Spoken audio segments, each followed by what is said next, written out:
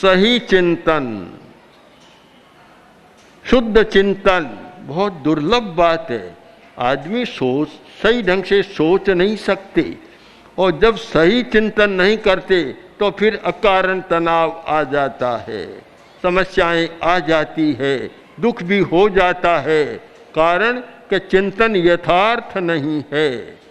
उस व्यक्ति ने कहा, मैं निर्मल चिंतन करता हूँ, पवित्र चिंतन करता हूँ, यथार्थ का चिंतन करता हूँ और सही चिंतन करता हूँ, इसलिए मैं कभी दुखी नहीं बनता। सुखम जीवाम्यहम ततः, बंधुओं मैं सदा सुख से जी रहा हूँ, कोई दुख नहीं है। अब आप तीनों विषयों पर विचार करें। तीन हमारी बड़ी शक्तियाँ हैं हमारे पास। एक हमारी शक्ति जो स्मृति की शक्ति है, स्मृति बहुत बड़ी शक्ति है, स्मृति के बिना विकास नहीं हो सकता। हमारा बहुत सारा विकास जिसका आधार बनती है हमारी स्मृति, याददाश्त। परीक्षा के दिन होते हैं, विद्यार्थी हमारे पास आते हैं, मंगल पाठ सुनते हैं और कहते हैं कि ऐसा सुनाओ कि हमारी याददाश्त बढ़ जाए और हम ठीक पेपर कर सकें।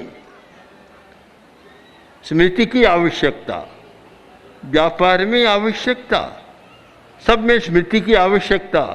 आजकल वैज्ञानिक युग में अब स्मृति की उपयोगिता तो थोड़ी कम हो गई है, क्योंकि कंप्यूटर की स्मृति इतनी हो गई। अब आजकल आदमी कंप्यूटर की मेमोरी पर ज़्यादा विश्वास करता है, अपनी मेमोरी पर ज़्यादा विश्वास नहीं करता। अंतर तो आया है, पर आप भूले नहीं, अगर स्मृति की शक्ति नहीं है तो कंप्यूटर को भी भूल जाएंगे। आखिर चलाने वाला कौन है? आदमी तो है, वही भूल जाएगा। एक बुढ़िया की स्मृति कमज़ोर हो गई, दिन में क्या करना कुछ पता नहीं लगता, परेशान थी। पोता समझदार था, बोला दादी आप इतनी परेशान क्यों रहती है? कि बेटा क्या करूं, किस समय क्या काम करना मुझे याद नहीं रहता।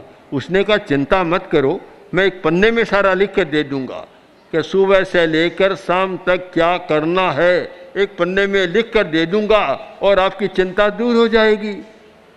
अच्छी बात है, लिख दिया, सारा लिख दिया, पन्ना दे दिया। शाम को आया, वह पढ़ाई के बाद स्कूल से आया, बोला दादी आज तो ठीक भी था। अरे ठीक क्या हुआ? तो मैंने सारा लिख कर दे दिया था, तुम समझता नहीं, वह पन्ना कहाँ रखा, मैं तो भूल गई, पन्ना ही नहीं मिला। अब उसका क्या करें? अब स्मृति बड़ी शक्ति है, उसके बिना कोई हमारा काम नहीं चलता। बहुत बड़ी शक्ति है याददाश्त।